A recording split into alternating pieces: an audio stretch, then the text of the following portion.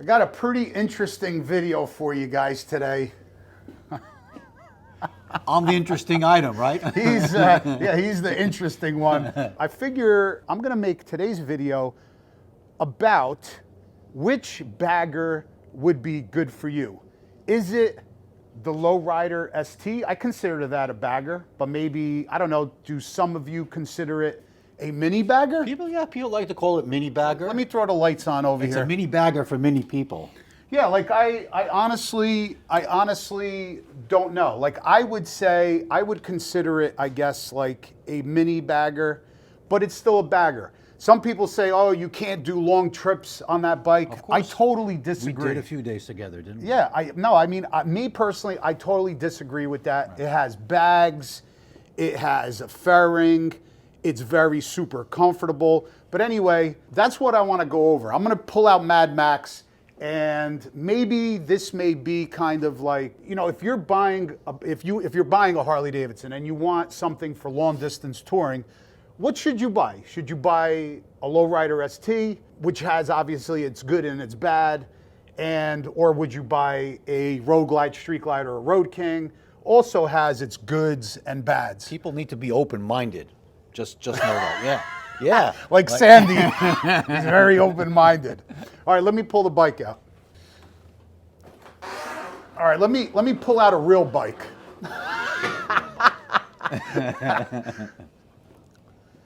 He's giving me instructions how to tape this. He's a newbie. Okay. All right, here we go. So this is what we have. We have a 2022 Road Glide standard performance bagger. So I say standard because when I bought it was a standard, but we turned it into a performance bagger. And then Sandy's beautiful 2022, right? 2022, yeah. Yeah, beautiful is the right word. 2022 lame-ass lowrider, I'm kidding.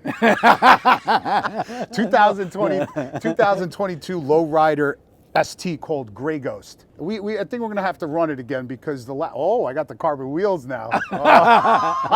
You still stand no chance because I lost 6.5 pounds. Oh, you did.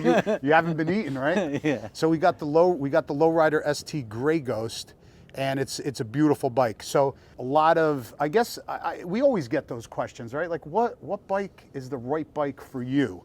Is it if you want to do, say, traveling? Is it a Road Glide or a Street Glide or a Road King, or can it be the Lowrider ST? And me personally, I'm gonna have to tell you, I say whatever trips that I have ever done on my Road Glide or Street Glide in the past, I personally feel that I could do the same trips on the Lowrider ST. I agree. What do you think? Here, let's got great wind protection. I don't know what Harley came up with this amazing fairing. Not only does it look great in my opinion, like Mad Max kind of, you know, the Mad Max movie kind of style. I love the fairing. But for whatever reason, I guess they did a lot of testing, wind tunnel testing. It has great wind protection. It's very small, yet it has great wind protection. And whenever we go riding together, all temperatures, like cold temperatures, everything, I feel just as comfortable, you know, as all the rest of the touring bikes around us. And so you're coming off from a Electric Glide. Glide. So you know, basically Street Glide, whatever. Absolutely. So you did have obviously bags. You had even the lowers, the soft lowers. At the time, I even had the hard lowers. Well, so why don't you answer that question? I personally feel that the wind protection on this bike is great. What do you think in regards to, do you think the wind protection on this Lowrider ST is somewhat similar to your Electric Glide? Is it just as good? Or do you, we'll talk about that. Okay, listen, I get a lot of questions, people that been following us for quite a while now. They remember the days of Blackbird, the Electric Glide. And I get that question a lot. Sandy, which bike do you prefer overall? Was it the Electric Glide, Batwing fairing? Or is it, hey, look at me. Look at me over here. I'm talking, nice not boots, the shoe. buddy. Not the boot. Or the Lowrider. You can use the discount down below for Indy Ridge. Get your discount because they are the baddest boots. Look at that. All right, back to you. Come on, a Lowrider or the Lowrider ST. Mm-hmm. So it's a very hard and difficult question to answer because Right. both bikes were great. Right. Long distance, short distances. I would say that the wind protection for long distance on this bike Comparable? comparable to Comparable. what we had on the Batwing fairing. And plus, you just made a video about the windshield, like Right, kind of the shorts, yeah. explaining. Yeah. Because the stock one was a little shorter, but you shorter. put. Who makes this one? This one is Clearview shields. Clearview, shields. okay. And So it gave you much better wind Yeah, protection from the stock one, Listen, right? today all the aftermarket companies, Right. when they design their windscreens, they have this Little flare. little flare, little Yeah, curve, whatever. gotcha. That wind tunnel testing showed that it helps. It deflects the air a little Right. bit further up. So Right. I'm really no buffeting whatsoever. I'm Right. 5'10", and it's great. And this bike is lighter. So and it's yeah, significant because so, I'm right. I'm a 5'10", hold 5'9" and a half. So this is the thing about a bike like this. If you guys maybe are new to riding, say a beginner, if you are a beginner, I would say go with this, without a doubt. No, it's not about beginners, dude. I'm not a beginner. So I would definitely choose this for a beginner rider in the sense of because it's lighter. That's the only reason, because it's lighter. This does have a lot of power and it's very fast, but if you're looking for something lighter, I would say definitely that's the reason why I'm saying it's better I for agree. a I agree. newer It's rider. It's easier. This handling, is, yep. so we're talking 600 pounds? Yeah. No, I think it's 700, close to 700. No. 650. I'm not sure. It's but it's almost not sure. 200-pound difference because Okay. this stock is 850. Got you. So it's definitely a 200-pound difference. Okay. Like my weight, think about Okay. it. So this is definitely stock 850 pounds. Let's say 650, whatever, just Yeah. for shits and giggles. But significantly lighter. Significantly lighter. I just moved Sandy's bike over here, and you could immediately tell the difference. Even though I took off a lot of weight, this bike, I'm thinking right now, I need to actually weigh it, but I'm thinking it probably weighs, I'm going to say 790, maybe 795, because I took off a lot of weight on it. But as soon as you get on this bike and you try to lift it up and then move it around, you could definitely tell the difference, the weight difference between this and that. So this is the thing. This is what I feel. I think I could definitely, if I do a cross-country trip on this bike, I am 100% certain I can do the same trip that I do on this bike, I can do on that bike. That's just my opinion. Having, ridden for 33, 34 years, Sandy's probably got 30 something years of riding, right? Yep. Under your belt. We put on a lot of miles on the bike, and I definitely know I can do the same trips with that bike that I can with this bike. This bike obviously has bags. Yeah, they may be a little smaller, but that's not even an issue. Let me show you the bag. I don't know if Sandy's seen this bag yet, but let me show you. This is what I would put on that bike. But this, look, like a gentleman, dude. So you're coming out of the hotel, right? You're coming out of the hotel. Now check this out, boys and girls. I'm gonna take my Hogworks covers off of my, and if Sandy had, and I was curious, if Sandy had a different cargo rack, then we could actually throw this bag on there. You don't have a cargo rack at home? At home I do. We could try later So maybe on. we could try it. But check out this system from Rick Rack. So I'm going to show you a bunch of cool things. But this is what I would do on the Lowrider ST, just like I do on my bike. So this locks in, right? You got the cargo rack. Yep. Harley Davidson stock cargo rack. This is the luggage combo from Rick Rack. And now all you do is take this, put it onto there, and now check this out.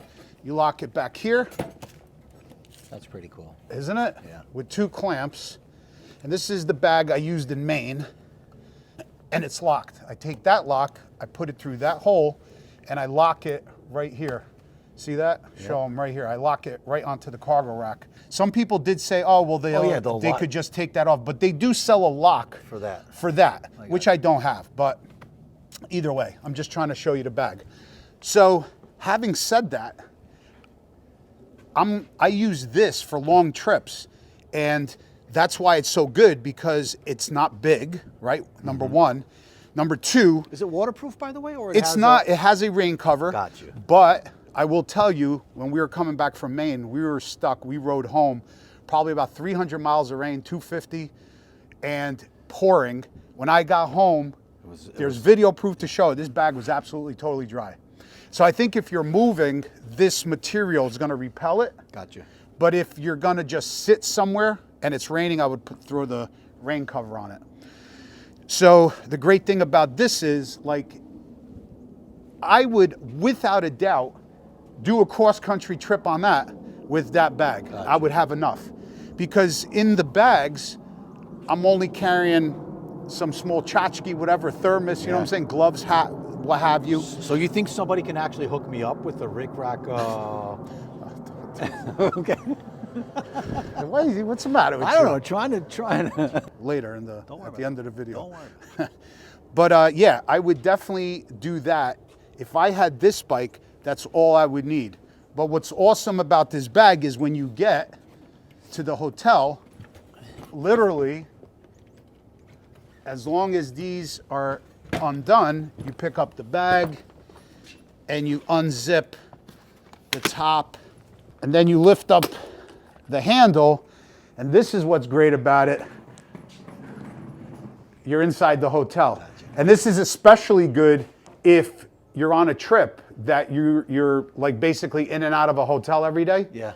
You remember how many times we packed the bags with straps and bungees, and it's just a pain in the neck. Anyway, so having said that, if I use that bag on that bike, I could do any single trip that I do on this bike, I can do on that bike. I'm sure it's an easy fix. I'm sure the rack. Well, my no rack fix. at home, You just need a rack. I'm You sure just the need rack that because I have at home will fit.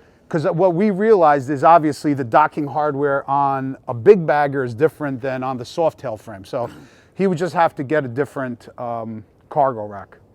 But give me this. What other pros, I'm going to say, what pros of going on long trips, what pros does this have more than that? That's a good question. What do you think? Like What does your touring model have?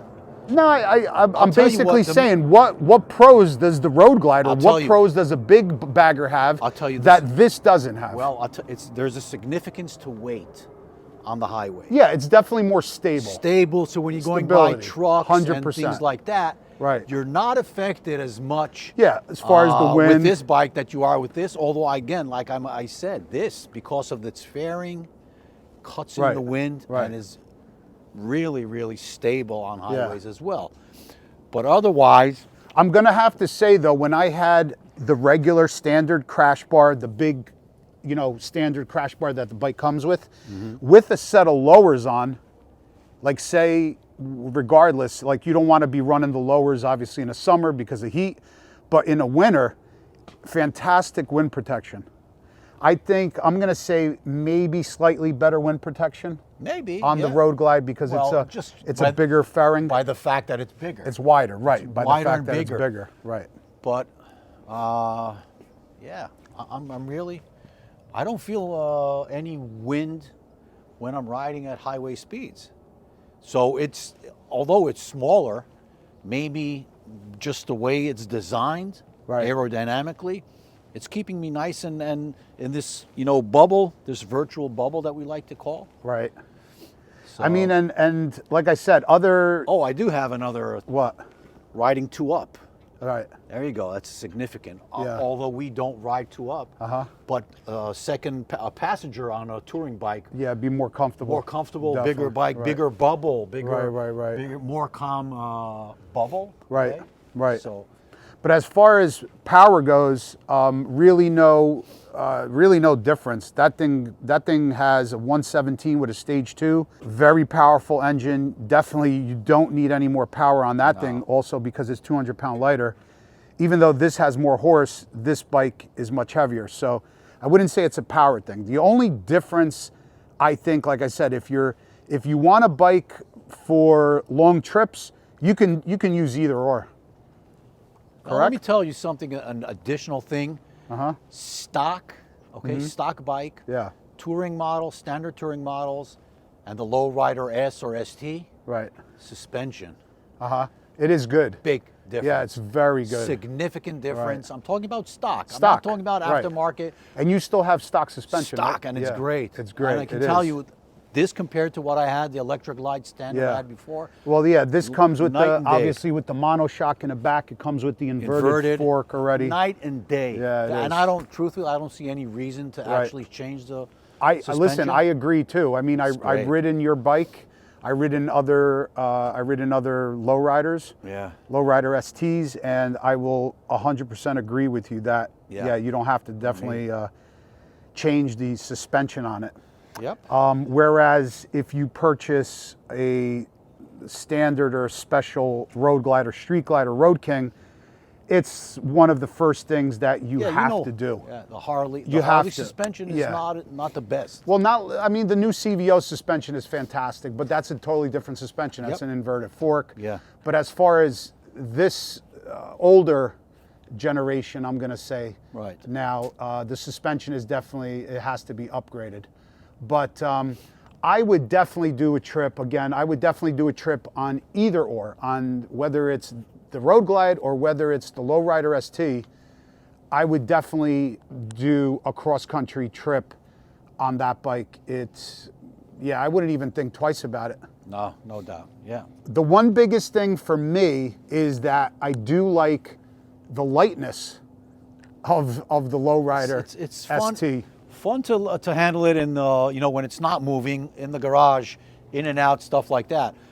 And especially when slow speeds, it's really, it's a big difference. I mean, even whatever, taking twisties, it's a lighter bike. It's definitely more nimble. It is more nimble. The rake is different. It's easier. It's easier to manage. It's easier to handle. With this fairing, Sandy actually has the Rockford Fosgate stereo in here, which is fantastic. So he has the wind protection. He still has music. And honestly, I use my music in the helmet, to tell you the truth, a lot of times. Sometimes this and that. So that wouldn't even be an option for me. I don't even know if I would, tell you the truth, get that, because I always listen to music through my Bluetooth headset in the helmet.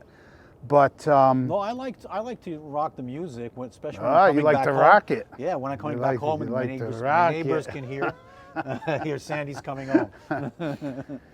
Yeah, so I don't know, if you're, like I said, if you're looking for a touring bike, I would definitely, not pass the Lowrider ST up.